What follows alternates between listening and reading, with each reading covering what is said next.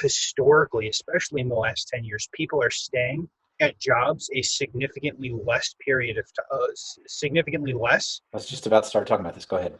Oh, no, I was going to say, so they're staying at their jobs significantly less, which means we have significantly less amounts of time in order to get people both up to speed and get value from them in the position before they're, at least in theory, going to leave.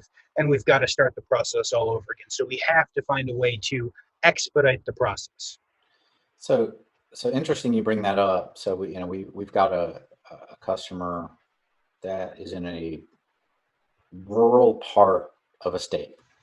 Okay, I don't want to like talk too much about who they are, where they're at.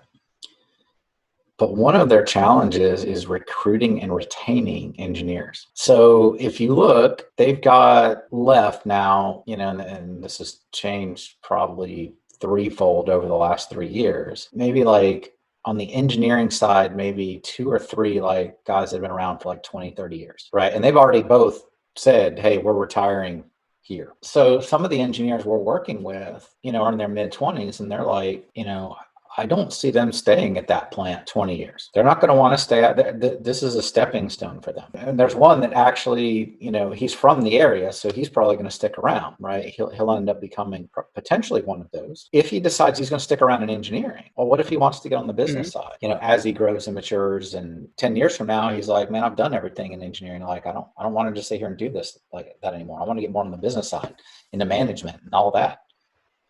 I don't want to be the subject matter expert. Mm-hmm. To your point, we're, especially in rural America, where a lot of our manufacturing is, how are we going to recruit and retain this engineering talent and grow them into the subject matter experts? Because we're only going to have them in those roles where they can be the subject matter expert for 2 to 5 years. And then they're going to want to move on. They're going to get restless. I mean, we see that in the younger generations. In the millennial generation, we see that. I have 2 millennials that work for me. I've told them both, like right now, they're very happy, very content being the technical guru. 5 or 10 years from now, they may or may not be there.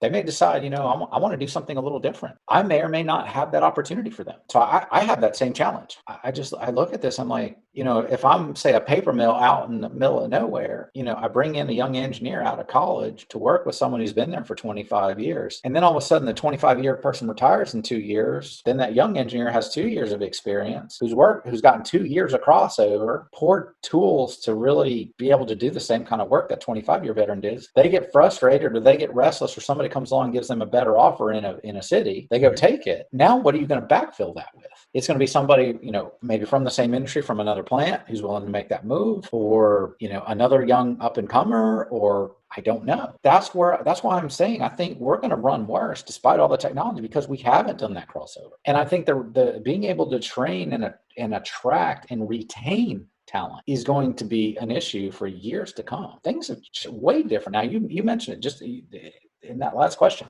People are not staying in the same role nearly as long. Especially in the millennial generation, they want to move around and experience different things, and it's not always even about moving up. It's about experiencing different things. They don't really know